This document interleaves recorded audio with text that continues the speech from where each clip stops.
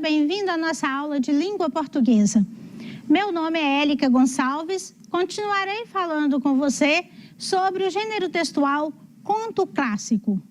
Hoje vamos falar um pouco sobre esse conto clássico no sentido de contos populares e contos modernos. E nós vamos discutir um pouco sobre como que essa relação desse conto ela se constrói ao longo da nossa linguagem e dos nossos saberes. Os contos clássicos, eles são divididos da seguinte maneira. Assim como as lendas, os mitos e as fábulas são tipos de narrativas originárias desde as mais antigas civilizações, esses povos, através da história que contavam, passavam os ensinamentos e preservavam sua cultura. E graças a essa tradição oral e, mais tarde, ao texto impresso, a arte de contar história foi passada de geração em geração, constituindo até os dias de hoje importantes fontes de informação para entendermos as civilizações. Então, o conto é como se fosse o causo nosso mineiro, né, que nós gostamos muito de contar causo. Então, as histórias que a gente ouvia dos nossos pais, ouve até hoje dos antepassados, e isso vai construindo essa história, a nossa história, a história da sociedade. E a sua história ainda não foi contada, você ainda continua escrevendo ela. E isso pode ser transformado em um conto, porque quando você vai contando as suas histórias, e esses conhecimentos vão sendo passados e vão sendo traduzidos e formando. Alguns são conhecidos como lendas, fábulas e outros como contos modernos, que é o que vamos estudar mais à frente. Dentro deste contexto, é importante perceber o trabalho dos compiladores desse gênero literário, que até então se mantinha no ideário popular, como Homero com sua Odisseia. A Odisseia, normalmente, ela é conhecida por o gênero épico e é para falar das histórias, das aventuras que as pessoas faziam ao longo das suas pesquisas, ao longo da sua trajetória. Porque eles andavam muito pelo mar, então eles contavam essas aventuras, essas histórias. E alguns contam sobre histórias de sereias, histórias de piratas do mar. Quem que já não ouviu sobre isso?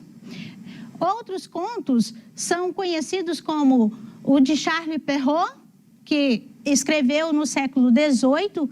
Ele é um escritor da França e escreveu vários contos. Também conhecemos muitos os contos dos irmãos Grimm, que são da Alemanha, né? Esses dois irmãos, eles foram criando alguns contos e que hoje são famosos. E tantos outros, pois esses escritos, além de preservar a memória histórica de um povo, emocionam por lidar com o imaginário. Por exemplo, na aula passada, eu trouxe para você uma imagem que continha as Crônicas de Nárnia. E nas Crônicas de Nárnia, o elefante, ele fala. O leão, ele fala. Então, isso quer dizer o quê? Um animal falante. Mas nós sabemos que animal não fala, né? Ele produz os seus sons, a sua própria fala originária dos animais, né? Os seus cantos, mas eles não falam, eles não pronunciam palavras como nós humanos.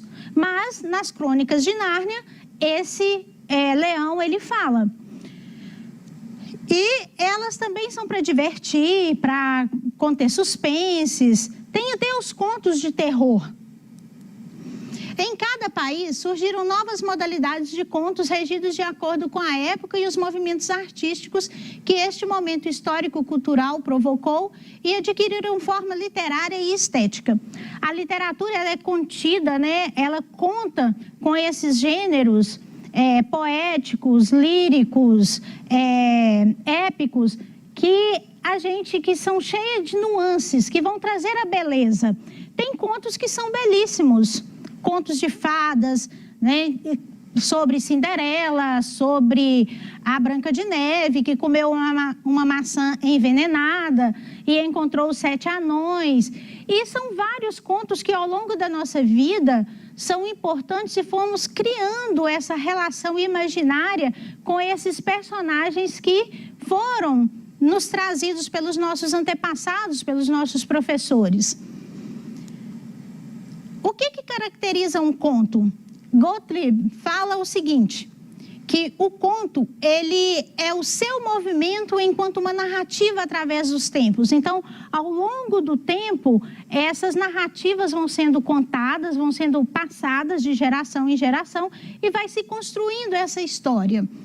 O que era verdade para todos passa ou tende a ser verdade para um só. Neste sentido, evolui-se do enredo que dispõe um acontecimento em ordem linear para um outro, diluído nos feelings.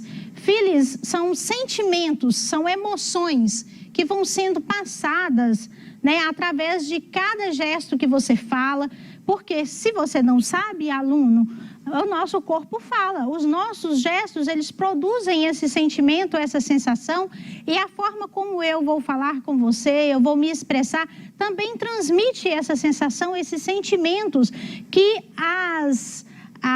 o gênero literário, ele traz para nós. E essas percepções, as revelações e até sugestões bem íntimas. Então, como eu falei, nós vamos descobrir um pouquinho sobre o que é conto popular. O conto popular é fruto da oralidade e do espírito inventivo, criado, narrado e ouvido pelo povo. Então, são contos que na sua comunidade, os nossos antepassados, ou até mesmo você e os seus colegas, sentam e vão compartilhar um com o outro. Isso é um conto popular, porque nasce dentro dessa sociedade em que esses contos vão passando, esses causos vão sendo contados e transformando em história e fazendo a nossa história evoluir. É testemunha de usos, costumes, ideias, práticas, saberes, decisões e julgamentos. Tem por característica o humorismo e as situações imprevistas morais e ou materiais. Então, esses contos populares, eles podem ser contos que vão permear várias situações do cotidiano daquele povo, daquela comunidade. Aqui mesmo a gente vem trazendo uma imagem que diz o seguinte: foi super divertido conhecer esse nosso conto popular. Quantas histórias legais temos na nossa comunidade. Então, são várias situações em que você vai descobrindo. E você, se você ficou curioso, pode fazer uma pesquisa no seu bairro, na sua comunidade, na sua cidade, para descobrir quais são os contos, os causos populares que são contados e que fizeram a sua comunidade existir. Outro conto que vamos falar é o conto moderno. É um tipo de narrativa não muito longa, é uma história curta de fatos fictícios, mas que são vividos pelo narrador, que é um conflito que vai sendo gerado, e essas histórias são sempre voltadas para o cotidiano daquela comunidade ou daquela pessoa, daquelas pessoas que estão ali construindo essa história. Agora vamos conhecer um conto de Clarice Lispector, um fragmento. Os filhos de Ana eram bons, uma coisa verdadeira e sumarenta. Você sabe o que é sumarenta? Vamos descobrir daqui a pouco. Cresciam, tomavam banho, exigiam para si, malcriados, instantes cada vez mais completos. A cozinha era, enfim, espaçosa.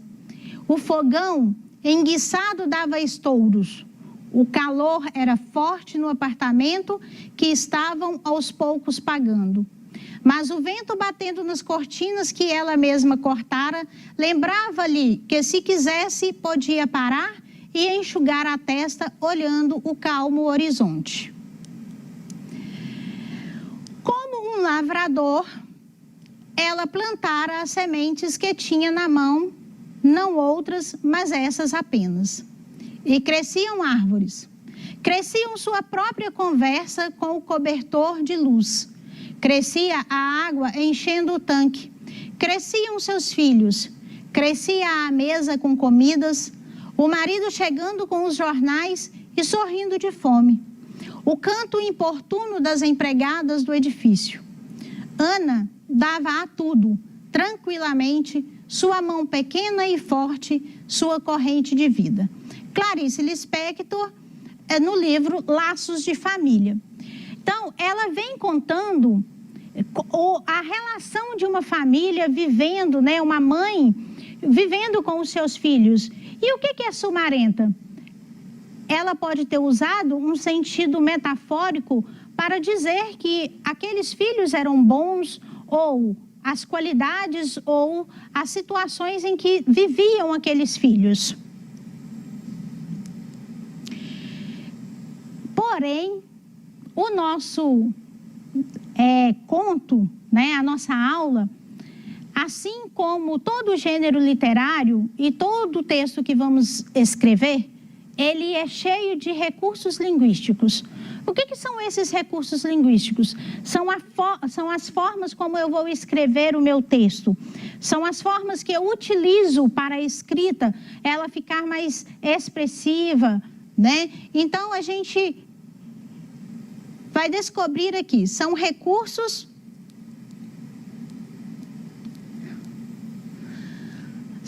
São recursos, são formas para expressar experiências comuns, conferindo originalidade, emotividade ou teor poético ao discurso. Então, todo texto ele precisa trazer uma certa emoção, trazer à tona uma certa situação que vai te colocar numa leitura mais expressiva e mais ambientada. Então, esses recursos linguísticos, eles estão ali no texto exatamente para trazer essa expressividade que a minha escrita ou a escrita de uma outra pessoa vai trazer à minha vida, à sua vida e à vida de todos aqueles que estão lendo. Também nós temos o recurso semiótico. O que é esse recurso semiótico? Faz uso dos recursos disponibilizados pela teoria geral das representações que leva em conta os signos, sob todas as formas e manifestações que assumem, enfatizando especialmente a propriedade de convertibilidade recíproca entre os sistemas significantes que integram. Um exemplo que eu dei na aula passada, eu vou trazê-lo novamente, é quando você imagina uma cadeira. Eu falo a palavra cadeira. E você pode imaginar-se sentado nela, assistindo uma televisão, assistindo a uma palestra. E qual que é esse sentido que essa cadeira traz para a sua vida, né? Qual que é o significado? Aí você passa, quando você ouve a palavra cadeira, e isso te traz à mente, você lembra, né, de um objeto, de um móvel que é construído e que está ali para você, que serve para sentar-se. O canto do passarinho, de manhã, quando você ouve o canto do passarinho, você faz aquela imagem, você traz à sua mente a imagem daquele passarinho. Você pode não ver qual que é a espécie, mas você ouve o canto dele e lembra, isto é um passarinho.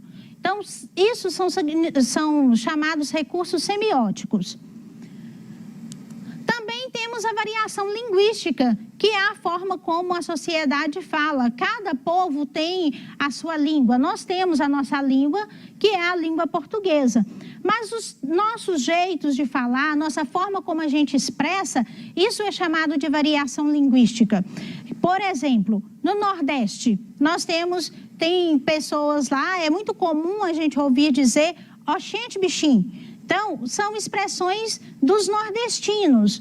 Nós aqui em Minas Gerais, nós falamos uai. Isso é uma forma da gente se expressar. Toda pessoa que fala uai, a primeira pergunta que fazem para ele é se ele é mineiro, né? Outra fala, que é uma variação linguística também, é no sul como que são tratadas as pessoas, os rapazes. O guri se refere a rapaz, a menino, Então, assim, são as formas como cada região ela fala. Aqui mesmo em Minas Gerais, nós temos várias formas de se falar nas regiões que são distribuídas, são divididas no nosso estado. Polato, um grande escritor, ele vem trazendo acerca da linguagem, que a língua ela é um ser vivo, ela traz vida. Por quê? Porque isso transmite emoção. Então ele fala o seguinte: a língua é viva, acompanha um povo ao longo dos tempos, expressando uma maneira de organizar o mundo em nomes e estruturas linguísticas, mudando e reinventando-se com as pessoas. Como nós precisamos, todo texto que a gente vai construir, a gente precisa de alguns recursos. E os recursos que eu vou apresentar para você agora é o substantivo e os adjetivos. Os substantivos representam uma categoria de palavras que nomeiam seres existentes, animados ou inanimados, reais ou imaginários. Por exemplo, computador, lousa, giz, gente, animais. E os adjetivos, que são palavras que representam atribuições de qualidade, boas ou ruins, de espécie, de características, de estado, que podem ser dados aos substantivos e aos pronomes substantivos, como amarelo, velho, amargurada. Então, a gente precisa estudar isso para trazer essas especificidades que a língua ela compõe. E, ao longo, nós temos também uma fala do sistema de denotação, o uso da denotação, que são palavras no uso no sentido real, e a conotação, que é sentido figurado, é uma linguagem em que eu expresso figuramente. E, por exemplo, quando eu digo os seus olhos parecem girassóis, então eu estou falando que os olhos daquela pessoa brilham, eu estou usando uma metáfora, né? Que é uma linguagem figurada, eu estou comparando os olhos daquela pessoa com o girassol. O girassol não é uma flor belíssima? Então, os olhos daquela pessoa brilham, são belos, são lindos. Agora, vamos exercitar um pouquinho aquilo que nós aprendemos? Atividade 1. Marque com X a frase em que a palavra destacada é adjetivo. Eu tenho duas expressões. Letra A. As goiabas doces eram vendidas pelos feirantes. E na letra B. Naquele sítio, os visitantes comem muito doces. Então, qual dessas expressões, qual dessas letras alternativas aqui, eu vou encontrar o adjetivo?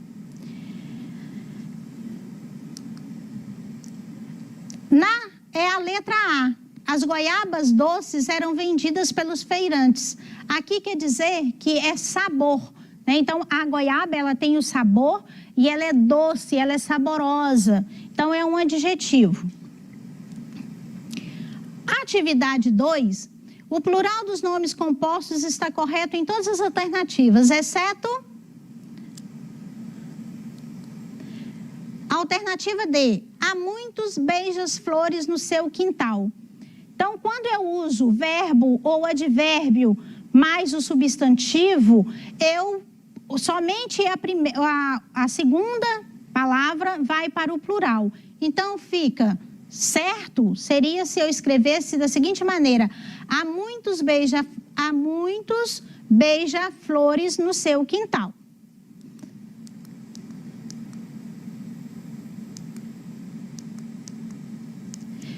Querido aluno, tem algumas outras atividades que você pode acessar.